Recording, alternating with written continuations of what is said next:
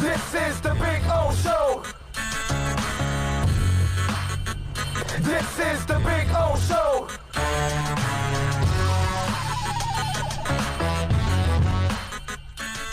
Thank you, Ray. Big O, I got tears on Marino's last game in Jacksonville. It was a bad loss, but he did not deserve to end like that. Dude, I was at that game.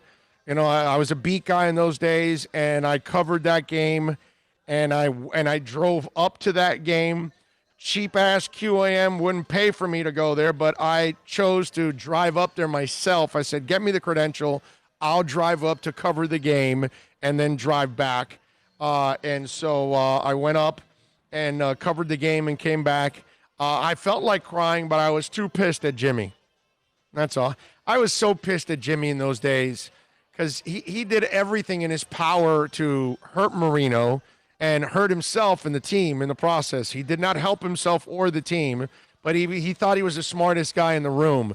And then in that press conference, Jimmy had a quick 45-second statement and then walked away with a tail in his legs, didn't answer any questions. It was as cowardly a move I've ever seen from any head coach ever in the history of sports.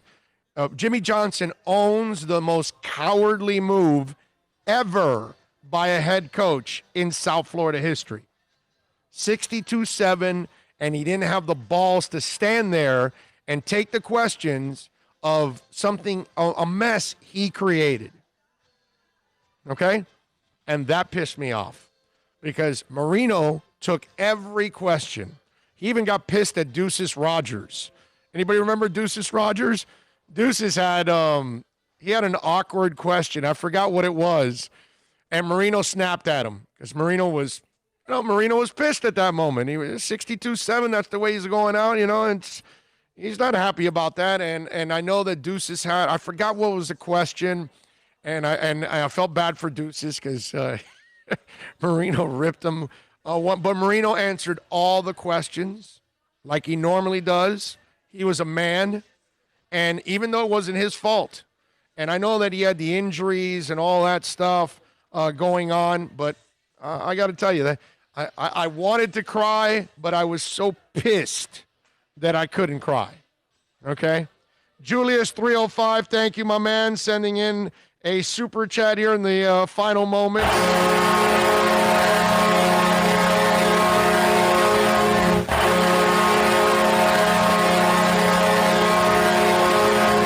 Ray says, I still hold a grudge with Jimmy on that. Yeah, I will too. I always will, because what he did to Marino those last few years was just uncalled for, dude. Uncalled for. You know what it reminds me of?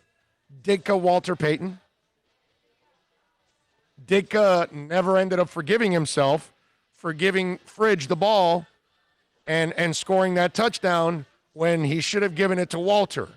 After all those years and all those crappy teams and having to play with Vince Evans and Bob Avellini, and finally he's got this great team, and you're in the Super Bowl, and the greatest player or one of the greatest players in the history of that franchise, and the most important player in that franchise at that moment was Walter Payton, and you had to give him the ball and you didn't.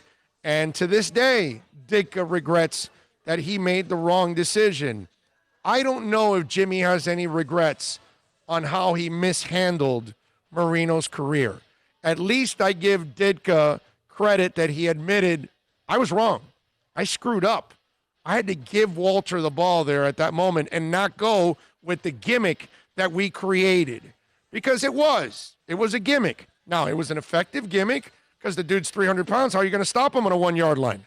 It's impossible. It's just impossible to stop that. But then again, you're not going to stop Walter either at the 1-yard line. So give it to Walter. And at least I give him credit for that. I've never heard Jimmy give me a mea culpa and say, I truly mishandled the 4 years I was with Miami. I could have done a lot better with with Dan Marino, and I didn't.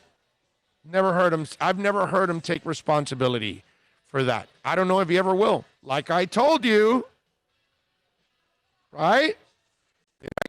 That when certain guys that I've covered, even if they were wrong, they were going to fight you to the end with it. Didn't I tell you that Jimmy Johnson was one of them?